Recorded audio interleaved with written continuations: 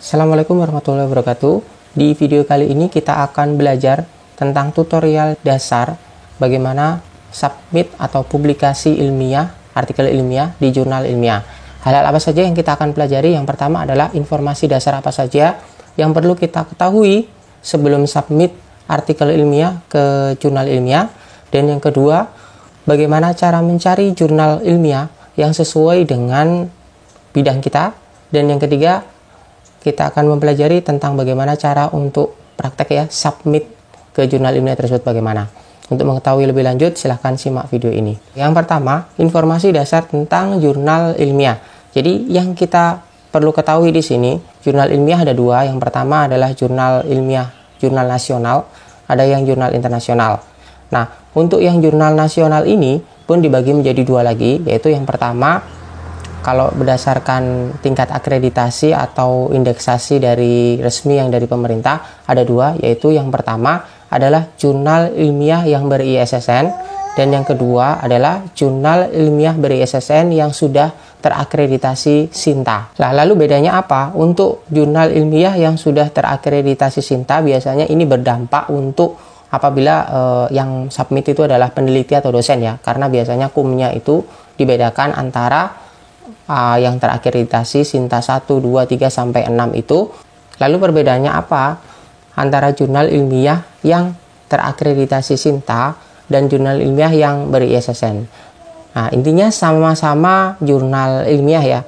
Namun di jurnal ilmiah yang terakreditasi SINTA, nanti sepertinya untuk kelanjutannya semua jurnal ilmiah pasti akan mendapatkan akreditasi SINTA. Cuman SINTA itu pemeringkatan dari SINTA 1 sampai SINTA 6. Nah, ini gunanya untuk apa? Yang saya ketahui untuk dosen itu sangat berpengaruh. Kenapa? Karena misalkan ada syarat ya untuk kenaikan dari asisten ahli ke lektor. Misalkan diminta syaratnya untuk publikasi di minimal jurnal terakreditasi SINTA 3, 4, 5, 6 dan seterusnya. Jadi mungkin kalau sudah lektor kepala beda lagi seperti itu. Tapi saya kurang paham untuk guru. Mungkin kalau untuk guru hanya disyaratkan untuk terbit di jurnal ilmiah yang ber-ISSN saja. Jadi akan lebih mudah untuk submit di jurnal ilmiah yang ber-ISSN saja. Jurnal ilmiah ini biasanya diterbitkan oleh atau publishernya adalah kampus-kampus. Kampus baik universitas, institut, atau sekolah tinggi. Dan juga bisa juga publishernya merupakan asosiasi, organisasi peneliti atau asosiasi peneliti seperti itu. Sekarang untuk jurnal internasional. Jurnal internasional pun kalau dari Kemenristek itu biasanya dibagi menjadi jurnal ilmiah yang internasional yang bereputasi dan tidak bereputasi. Jadi untuk jurnal ilmiah yang bereputasi, untuk lebih amannya biasanya yang terindeks oleh Scopus dan Web of Science. Nah, seperti itu. Jadi untuk lebih aman untuk publikasi di jurnal internasional, maka cari jurnal ilmiah internasional yang terindeks Scopus dan Web of Science. Nah, yang perlu diperhatikan untuk jurnal internasional ini adalah hati-hati dengan jurnal yang predator ya kan. Mereka biasanya hanya mengejar uang kita, seakan-akan kita publish di jurnal internasional, tetapi ternyata mereka tidak memiliki reputasi. Nah, sekarang kita langsung saja bagaimana sih cara untuk mencari atau men-searching jurnal ilmiah yang sesuai dengan bidang kita. Sebenarnya pemerintah sudah memberikan melalui Ristekbrin ya, memberikan portal di mana portalnya namanya portal Garuda atau websitenya itu garuda.ristekbrin.go.id. Di sini adalah kumpulan dari jurnal-jurnal ilmiah apa saja yang ada yang terbit di Indonesia ini. Jadi ini sangat memudahkan. Di sini tidak hanya jurnal ilmiah, tapi juga ada konferensi juga. Nah, misalkan teman-teman ingin mencari tentang subjeknya apa saja, itu bisa buka ya websitenya dulu di garuda.ristekbrin.go.id. Maka di bagian atas, di dashboard atas itu ada yang namanya subjek. Di sini, di subjek itu, kalau kita klik maka akan muncul di sini adalah subjek area apa saja yang bisa kita pilih. Misalkan di sini ada education, social science, economic, humanities. Misalkan teman-teman adalah seorang guru dari bidang pendidikan matematika, misalkan seperti itu. Maka di sini tinggal kita bisa mencarinya. Bisa lewat education. Education berarti umum ya. Jadi nanti bisa education apa saja. Tapi ada jurnal yang tipikalnya itu untuk menerbitkan di bidang pendidikan apa saja. Ada yang khusus pendidikan matematika saja. Ada yang mungkin bagian lain. Jadi ada yang semakin spesifik dan ada yang umum. Seperti itu. Jadi di sini kita bisa memilih. Misalkan kita mau memilih jurnal yang pendidikan, maka kita klik di sini. Nah, maka di sini di bawah akan muncul jurnal-jurnal yang bergenre atau aim and scope-nya itu merupakan pendidikan, bidangnya di bidang pendidikan. Nah, hati-hati dalam memilih jurnal ya, karena di sini jurnal di Indonesia itu dibagi menjadi dua. Sebelumnya itu hanya jurnal penelitian saja, tetapi sekarang ada dua tipikal jurnal, yaitu jurnal pengabdian kepada masyarakat dan jurnal penelitian. Jadi awas salah pilih, terutama mungkin jika untuk guru, teman-teman guru, maka pilihlah jurnal yang penelitian, bukan jurnal pengabdian kepada masyarakat. Karena pengabdian kepada masyarakat itu ditujukan untuk dosen atau peneliti biasanya. Tapi saya kurang paham juga untuk guru seperti apa. Tapi itu yang saya ketahui, biasanya jurnal pengabdian kepada masyarakat adalah syarat untuk publikasi pengabdian kepada masyarakat untuk dosen. Nah, misalkan seperti itu tadi ya, kita sudah memilih yang bidangnya pendidikan. Atau mungkin teman-teman ingin lebih fokus, misalkan guru bahasa Inggris, maka tinggal dipilih yang pendidikan bahasa Inggris. Misalkan di sini ya, bahasa Inggris. Nah, yang bahasa Inggris misalkan di sini ya, linguistic, communication and media, misalkan seperti itu. Jadi maka di sini di bawah akan muncul jurnal yang di bidang linguistik. Nah, ada beberapa ini, ada academic journal, perspective, education, language, literatur, dan seterusnya. Jadi ada banyak sekali, bisa kita pilih seperti itu. Atau kita, kalau ini berdasarkan subjek area ya, misalkan saya di bidang pendidikan matematika gitu ya, maka saya pilih di sini mathematics gitu. Maka di bidang matematika di sini, maka akan muncul di sini Journal of Innovative Mathematics Learning, Axioma, Jurnal Pendidikan Matematika, dan seterusnya. Nah, ini adalah cara untuk mencari jurnalnya. Nah, sekarang misalkan ya kita sudah mendapatkan jurnal yang kita tuju. Misalkan di sini saya pilih adalah jurnal edukasi, kajian ilmu pendidikan. Di sini itu core subjeknya tadi atau subjek areanya adalah pendidikan. Kan kita sudah ketemu seperti ini. Di sini ada informasinya, publishernya adalah STKIP PGRI Sidoarjo, ISSN-nya sudah diberikan, di situ ada ISSN. Jadi ada dua macam ISSN ya di sini ya. Untuk yang lama itu biasanya menggunakan ISSN saja, artinya bukunya dicetak. Kalau misalkan sekarang itu lebih diprioritaskan yang ber-EISSN. Jadi yang diwajibkan itu malah sekarang adalah ISSN. Jadi tidak masalah kalau teman-teman menemukan jurnal yang ada EISSN-nya atau elektroniknya, tetapi nggak punya ISSN, itu boleh. Seperti itu. Misalkan kita ini sudah tahu ya, kita lanjutkan. Kita sudah tahu jurnalnya seperti ini, maka kita tinggal menuju ke website dari jurnal tersebut. Di atas biasanya ada link, disertakan linknya. Kita klik, maka kita akan menuju ke jurnal yang dituju. Seperti ini. Di sini ada informasi apa saja yang perlu kita ketahui tentang jurnal ini sebelum kita submit. Maka kita harus mengetahui apa saja. Yang pertama adalah aim and scope. Jadi jangan sampai kita memilih jurnal salah submit. Misalkan bidang kita ini, tetapi jurnal tersebut ternyata tidak menerima artikel di bidang tersebut. Jadi hati-hati. Nah, nanti akan menyita waktu kita lebih banyak misalkan. Misalkan di sini adalah cakupan materinya adalah kurikulum pendidikan, metode dan pendekatan pembelajaran, media pembelajaran, belajaran berbasis teknologi informasi, penilaian, evaluasi. Jadi ini tentang pendidikan secara umum. Jadi kalau sudah sesuai, oh ini artikel saya sudah sesuai dengan di jurnal ini, maka kita bisa lanjutkan ke tahap berikutnya. Yang perlu diketahui lagi adalah di author guideline ini, yaitu tentang format penulisan. Biasanya jurnal sudah menyertakan template. Jadi ini perlu berhati-hati. Mungkin ini remeh, tetapi biasanya karena publikasi ilmiah itu harus memenuhi standar publikasi. Artinya, teman-teman apabila publish di jurnal tersebut, otomatis harus mengikuti pola penulisan yang ada di jurnal tersebut. Biasanya sudah disediakan template, jadi tidak perlu khawatir untuk susah meniru guideline-nya ya. Tinggal download template-nya. Di sini ada template-nya. Tinggal diklik di sini di template, maka sudah otomatis terdownload template itu. Teman-teman tinggal copy paste artikelnya di template yang sudah disediakan seperti itu. Jadi seperti ini. Tinggal di download dan di copy paste aja di sini. Seperti itu. Kita kembali lagi. Jadi yang penting kedua adalah tentang template-nya. Jadi jangan sampai mengirimkan atau submit artikel di jurnal ilmiah tapi tidak mengikuti template yang disediakan oleh jurnal tersebut. Ini dibaca, template-nya ada.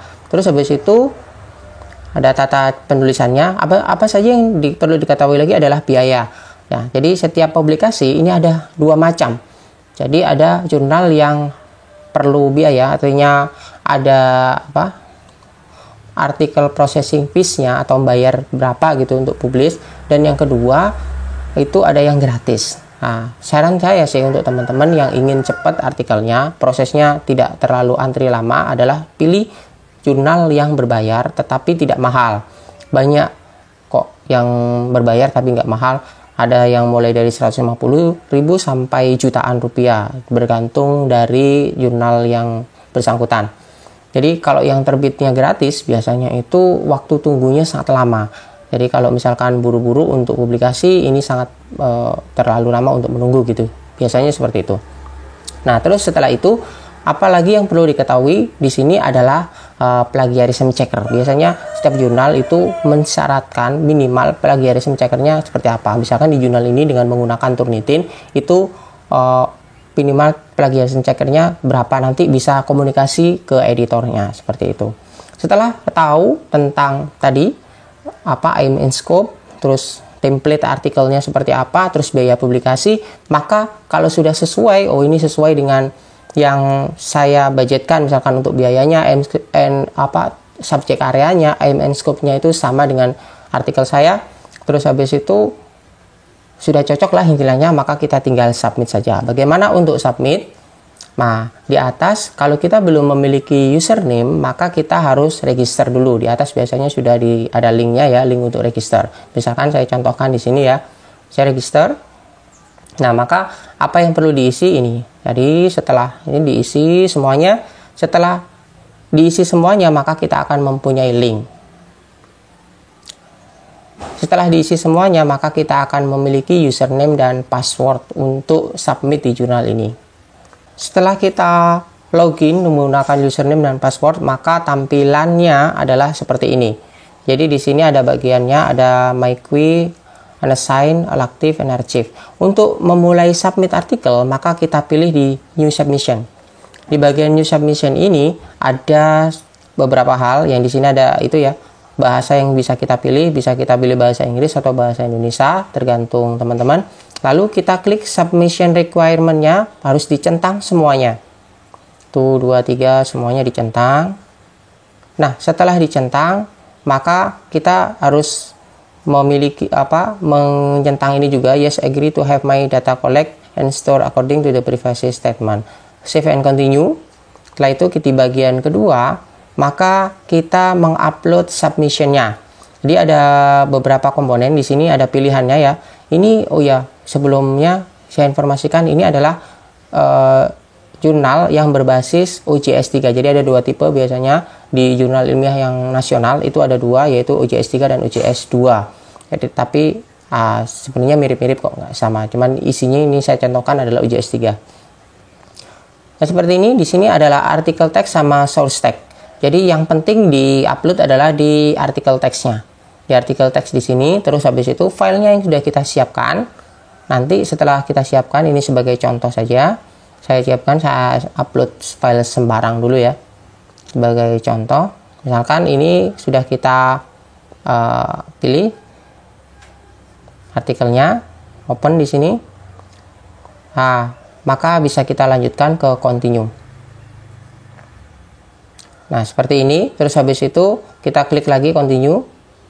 Nah, maka kita tinggal confirmation. Ini file edit ini, misalkan kita memiliki file lain untuk ditambahkan sebagai suplemen melengkapi dari artikel yang sudah kita submit tadi, maka bisa ditambahkan. Langsung selesai seperti itu. Nah, ini di upload submission. Setelah itu kita lanjutkan di save and continuous. Maka di sini adalah mengisi metadata atau informasi terkait penulis dan artikel yang bersangkutan. Maka titelnya di sini kita harus menulis ya, titelnya apa, diisi, terus bahasa Indonesia, subtitlenya kalau ada, kalau nggak ada nggak usah. Yang penting diisi adalah yang bertanda bintang. Yang di sini adalah abstrak. Abstrak juga diisi, tinggal copy paste seperti itu. Untuk abstraknya ada dua, yaitu abstrak yang bahasa Inggris dan bahasa Indonesia, disertakan dua-duanya. Seperti itu. Setelah itu keyword juga. Nah, keywordnya juga penting untuk diisi. Jadi keywordnya yang dibagi di bawahnya abstrak itu apa saja diisi ya. Dan yang paling penting di sini adalah list author-nya. Jadi penulisnya apabila ada satu, maka kita cek di sini apakah sama. Jadi list of contributors di sini penting. Misalkan artikel kita itu penulisnya ada 2, maka di sini jangan lupa untuk ditambahkan. Karena yang terrecord di jurnal itu adalah yang tertulis di sini. Jadi misalkan di file Word-nya itu ada 2 penulis, tapi di sini ada 1, maka terrecord di jurnal hanya 1 saja. Maka dari itu kita harus menambahkan. Misalkan ada penulis kedua, maka diklik di sini add contributor. Nah, namanya siapa penulis kedua? Tambahkan seperti itu. Sudah selesai, saya anggap ini misalkan sudah selesai. Maka kita tinggal save and continuous. Maka di tahapan selanjutnya adalah confirmation. Maka di tahapan confirmation ini, maka kalau kita klik finish submission, misalkan di sini ya, klik finish submission,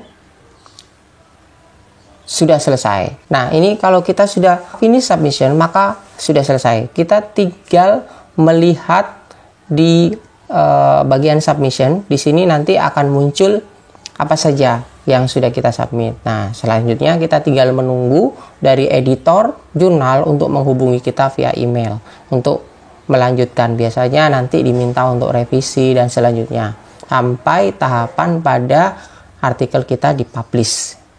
Nah, demikian adalah informasi tentang dasar-dasar apa saja yang perlu kita ketahui sebelum submit di jurnal ilmiah.